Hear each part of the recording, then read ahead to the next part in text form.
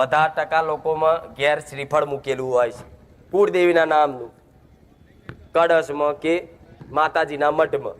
તો શું એ શ્રીફળ બદલાય ખરું? આવો પ્રશ્ન થાય છે ને બધાને કે મારી શ્રીફળ અમારું જૂનું મૂકેલું હોય તો ક્યારે બદલવું? તો હું એવું કહું છું કે આ નોરતા કહે છે કે માતાજી ઉપવાસ કઈ રીતે કરવા, તો પહેલી ઉપવાસ શું છે એ થોડી સમજ આલું.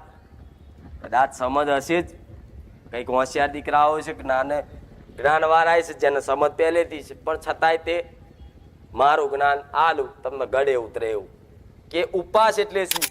અમુક ભાવિક ભક્તો હોય છે એવા કે માં ભૂખ્યું રહેવાતું જ નહીં, માં ભૂખ્યા રે ચક્કર આવે, પડી જવાય, મગજ કોમ ના કરે, આવા હોય છે કંઈક.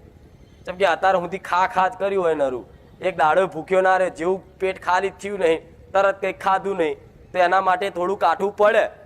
પણ ના રહેવાય, ના થાય ને છતાંય નિરાશ ના થતા, ના થાય ઉપવાસ તો એના માટેનો એક ઉપાય બતાવું છું. એ ઉપાય એવો છે કે 9 દાડા છે, 9 દાડા સૈતર નજીક આવે છે, બહુ દાડા વાર નહીં, સૈતરના વાયરા વાઈ ગયા, હવા આવી જઈ તો આ સમયગાળામાં છે ને માતાઓ દરેકની કંકુના પગલે ઘેર આવશે, લખી રાખજો. આ ચૈતરમાં, આ 9 નોરતામાં ભલે રામ જહુ માતાને, આ ચૈતરના નોરતામાં પોતપોતાની માતાની શક્તિ પ્રમાણ ભક્તિ કરજો, દરેક ઉપવાસ કરજો, એને રીઝવવાના કોશિશ કરજો, તમારા ગુનાઓની માફી માગજો. કે માં અમે તો માફી રોજ માગીએ છીએ, માં અમારા બધા ગુના માફ કરી દેજે. પણ બધા ગુના નહીં, વેણી એક ગુનો માગો, માફી માગો. કે માં ભૂલથી આ મેણું મારી ગયું, માં ભૂલથી આ સોગંદ ખાઈ લીધી. એ રીત અલગ અલગ જેમ વિચાર આવે ને એમાં અલગ અલગ માફી માગો. બધા ટોપલો ભરીને હંગાત ગુના કર્યા હોય માતાને માથે ના પડશો કે લે માં બધા ગુના માફ કરી દે. આ શું ખોટું? આજના માણસો તો બધા આખા ગામના પાપ કર્યા અને કે માં લે તારા થાય એવું તો બધા નહીં માગવા.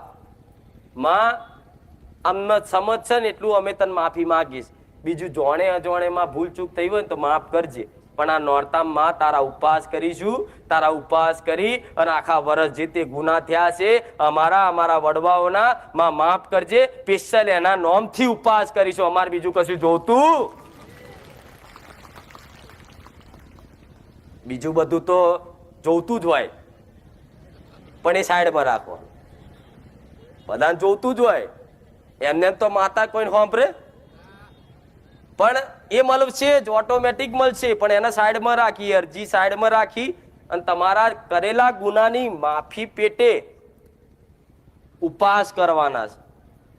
કઈ રીતે કરવાના એ બધું કહું છું, પણ ઉપવાસ કરશો ને અને એના નામથી કરશો ને તો દેવી શક્તિને જે તે તમે ગુના કર્યા હશે, તમારા વડવાઓ કર્યા હશે, નાના મોટી ભૂલ થઈ હશે, તો માતા છે કે આ 9 નોરતામાં એક જ આશીર્વાદમાં, એક જ દ્રષ્ટિમાં તમારા બધા ગુના, બધા પાપ બારી ભસ્મ કરી નાખે. એનો માતાઓ કહેવાય. કરી નાખે કે નહીં? માતાજી નોરતા આયા છે તો શું કરવું? નોરતા સમની ભક્તિ કરવી, કેવી રહેણી ગેણી પાડવી એ થોડી સમજ આપી દઉં તો ઘેર જઈ અને મારા કીધા અનુસાર પાલન કરજો. પાલન ના થાય તો કોશિશ કરજો, કોશિશ ના થાય તો મન માતાને પ્રાર્થના કરજો કે માં ઉપવાસ કર્યા છે મારી માતાના, મારી મહાકાળીના 9 નોરતા, પણ માં થોડી સહાય કરજે. કુખાર વેલડી નોરતા પૂરા થશે ને ઉપવાસ સફળ થશે ને માં તો તને શ્રીફળ, ચુંદડી, અગરબત્તી અને કંઈક પેડા ધરાઈશું. તો તમારા ઉપવાસમાં તમારું ધ્યાન રાખીશ, તમારી કેર કરીશ. ઇંગ્લિશમાં એવું કે ને એમ તમારે હાચવીશ. તમને ઉપવાસના સમયગાળામાં 24 કલાક તમે મને સોંપ્યો છે ને કાર્ય, તો 24 કલાક તમારી આજુબાજુ રહીશ. તમારા મનમાં કોઈ ખોટા વિચાર નહીં આવવા દઉં, તમારા મુખેથી કોઈ અપશબ્દ ખરાબ શબ્દ નહીં બોલવા દઉં, તમારા તનથી કોઈ અપવિત્રતા નહીં આવવા દઉં. આ તન મન અને વચન આ 3 વસ્તુથી 9 દાડા જો કદાચ પાલન રાખ્યું ને તમારી માં બાથમાં ગાલ દેશે. આવું કહું છું મેલડી. તો બધાના ઘેર અત્યાર દીવા થાય છે. કોઈ મોટા મઠમાં કરતું હશે, કોઈ નાના મઠમાં કરતું હશે, કોઈ લાકડાના મંદિરમાં કરતું હશે, કોઈ આરસપારના મંદિરમાં કરતું હશે, કે કોઈ પાટલી પર કરતું હશે, કોઈ ખાલી ફોટા મૂકીને કરતું હશે. પણ બધાના ઘેર દીવા થાય છે ને, અને બધાના ઘેર કુળદેવી હશે જ. બધાના ઘેર એની ચઢવ માતા પૂર્વજ સિકોતર બધી બેહાડેલી જ હશે. પણ આ નોરતા એ ખાલી દેવી શક્તિ ના છે, જે તમારા બાપ દાદાની પૂજેલી માતાઓ ઘેર બેઠી છે. હવે કેટલા દાડા રહ્યા? 2 દાડા 3 દાડા 2 દાડા ને. તો આજે કહું ને તો કાલે જ પાલન કરજો. તો વચ્ચે થોડું આજે અડધા તો એટલે જ આવ્યા છે કે મારી આ પ્રવચનમાં કહી દે થારું અમારું. પહેલા તો તમારું ઘર એક મંદિર કહેવાય. વાપર્યું છે ને કે ઘર એક મંદિર છે. તો તમારા ઘરના મંદિર સમજી અને તમારું ઘરની આખી સાફ સફાઈ કરજો, ચોખ્ખાઈ કરજો. જેમ કે દિવારે ચેવા બાવા ચોટેલા હોય તો બાવા સાફ કરે, ધૂળ ચોટેલી તો ધૂળ સાફ કરે. એવી રીતે આ એક નવું વર્ષ જ કહેવાય, વિક્રમ સંવત. એવી રીતે આ નવા વર્ષમાં તમારા ઘેર તમારી માં બેઠેલી હોય તો એના માટે આખા ઘરની સાફ સફાઈ કરી, આજુબાજુનું ઘર બધું સાફ કરી, ચોખ્ખું કરી, ઘરમાં એક સોનામણી છોટી દૂધની છોટ નાખી અને તમારી માતાજીનો જે તે મઢ હોય ને એ મઢ ઉતારી અને એકદમ સાફ કરી, ફોટા ચોખ્ખા કરી અને દીવા બીવા ધોઈ અને પહેલા દાડ તમારી માના નોમથી કુળદેવીના નોમથી દીવો કરજો. 100% તમારી માનો હાથ પકડીને લઈને આવીશું મેલેડી.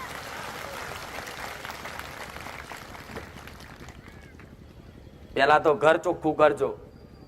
ઘર ચોખ્ખું થશે ને તો તમારી માતાને એક આવું વાલું લાગશે. ચોખ્ખા એવા તો દેવી શક્તિનો વાસ હોય એવું કહે છે કે મારી હા અમે તો રોજ ચોખ્ખું રાખીએ એવું નહીં. પણ બાવા ચોટ્યા હોય ને મેલું થયું હોય, માટી વાળું થયું હોય, મઢ માટી વાળો થયો હોય. જેમ કે આખા વર્ષ તમે પૂજા પાઠ કરીએ છે ને તો કેટલું બધું ધૂળ ચોટીએ છે. તેવી રીતે માતાજીનું એક ઘર છે, એક મંદિર, એ સાફ કરજો. અને કોઈને કહેશે કે માતાજી અમારું નવું છે, જૂનું છે લાકડાનું મંદિર, તો નવું લવાય? તો હા લવાય. તો કહેશે કે આમાં માતાજીની રજા લેવી પડે? તો ના, રજા લેવાની જરૂર પડે. બધાને તો એ ડર લાગે કે લાવ આ લાકડાનું મંદિર છે નવું લાવું, પણ કે માતાજીની રજા લેવી પડશે. માતાજી રજા આલે તો લાવીએ, નહીં તો આપણો કોઈ ગુનો થઈ જશે. તો તમારી કુળદેવીને ખબર છે કે દીકરો મારું જ મંદિર લાવવાનું કહે છે નવું, એમાં રજા લેવાની આવે. પ્રાર્થના કરાય કે માં આ મંદિર થોડું જૂનું થઈ ગયું છે, કલર બરલ ઉડી ગયો છે માં, તો માં નવું મંદિર લાવું છું તારા માટે. તું મારા મગજમાં વસીને તને ગમે એવું મંદિર તું મને બજારમાંથી લઈ આલજે. તો તમારી માના આરસપારનું ગમતું હશે ને તો તમારા મગજમાં આરસપારનું લાવડાવશે. હું મેલડી આવું કહું. એટલે તમે નવું ઘરમાં મંદિરે લાવી શકો છો, બદલી શકો છો. બીજી વસ્તુ, તમારા ઘરમાં ફોટા હોય, ફોટા કદાચ વર્ષોથી એક જ હોય, તેનો કાચ બદલવો કે એને ચોખ્ખો કરવો, આ બધી સાફ સફાઈ છે ને આ કાલના દાડામાં કે આજે ઘેર જઈને કરી દેજો. આ નોરતા ચાલુ થાય એના પહેલા, બરોબર? હવે આટલું કર્યા પછી કહેશે કે માતાજી અમે કુળદેવીનું શ્રીફળ મેલેલું છે, કંઈકના ઘેર મૂકેલું હોય છે, અમુક નહીં મૂકતા, પણ વધારે ટકા લોકોમાં ઘેર શ્રીફળ મૂકેલું હોય છે કુળદેવીના નામનું, કળશમાં કે માતાજીના મઠમાં. તો શું એ શ્રીફળ બદલાય ખરું? આવો પ્રશ્ન થાય છે ને બધાને કે મારી શ્રીફળ અમારું જૂનું મૂકેલું હોય તો ક્યારે બદલવું? તો હું એવું કહું છું કે આ નોરતા છે ને ચૈતર, આ 9 દાડામાં તમે તમારી માતાજીનું શ્રીફળ ગમે તારે બદલી શકો છો. તેમાં દેવી શક્તિ યાત્રા થશે.